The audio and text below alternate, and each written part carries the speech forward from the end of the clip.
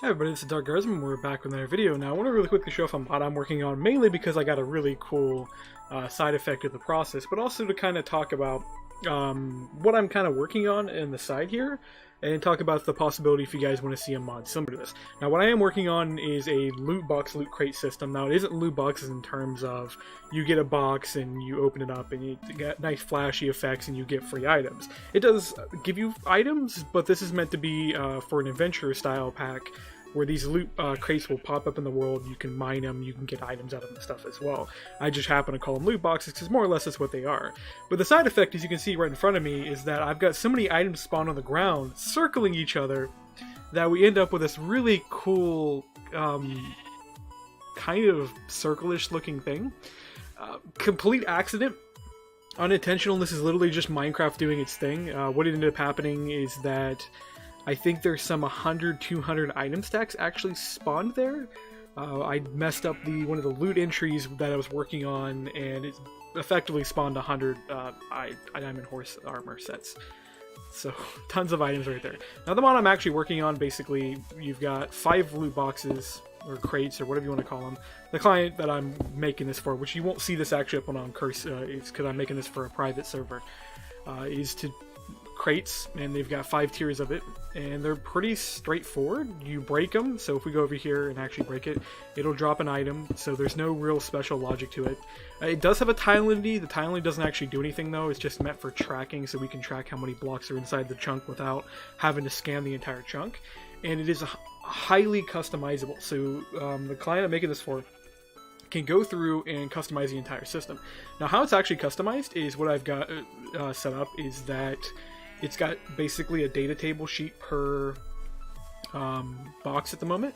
Now these are pre-initialized with some random values that I just created in order to just test it, but the client can come in here and he can do whatever he wants to do. Now what he gets access to as part of this, and this may change as I work for him and do more stuff, but he gets to designate a minimum and maximum number of items you get. Of course, minimum is locked on 1 at all times, so you're almost always going to get 1 item out of a box. If he wants that changed to 0, I might change that. But this will basically pick a number of entries, and you've basically got an array of entries you can work with. So in most cases, right now we've got 5 entries. Each entry has an item to designate what item you want to spawn, the damage on that item, so if you want to spawn a subtype you would do that, or if you want to spawn maybe a broken sword or something. I may randomize this later if he asks for it. A minimum maximum number of items to spawn. Now there's a difference here in the actual count and the actual stack size.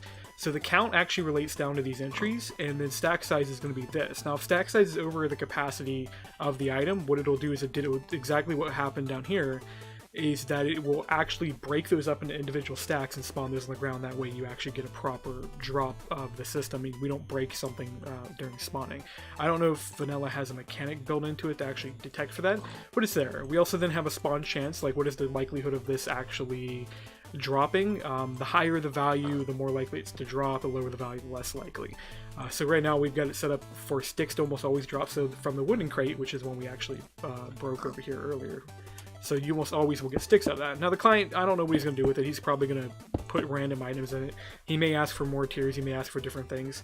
Eventually I may add MBT to this, so that way you can do potion effects and various things like that, and actually do enchantments and everything. Get that set up. There may be special cases just to make potions and enchantments easier to add, because having to select all this stuff for that may not be the most smoothest thing ever, so that may end up being changed.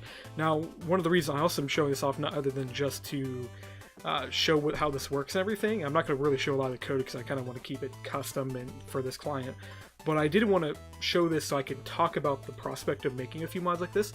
Now I have for the most part been avoiding making loot bags, loot box mods, because I kind of find them in poor taste, but if you guys want to see some of those mods, maybe you guys are also working on mod packs that are venture based, or you're working on different theme things and you want to have something other than a chance cube, because I think chance cube or lucky box or whatever it is about the only decent mod at the moment that has blocks that do what this does. I'm more than willing to make some of these mods by request. One of the mods I am looking at doing is maybe doing like a parachute drop crate that'll drop near the player randomly, so the player can get some supplies. I am thinking about doing a lot more dungeon type systems like this. Of course, if we do these are going to look completely different from the client's version. just to make sure that he still has a custom version that's very unique to his server. So what we may end up doing is doing like just basically chests that are different colors and stuff that have various loots in them, or we'll do crates that fall out of the sky, or we'll do like missile pods that drop down and they have random weapons in them and stuff. So that is something we definitely can do, and if you guys want to see stuff like that, just feel free to request it and I'll bump it up the list of things that I have planned.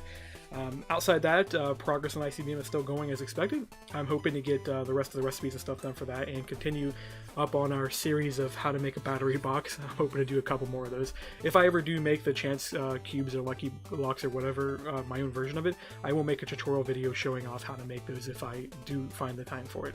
Anyways, I'll see you guys later with more videos.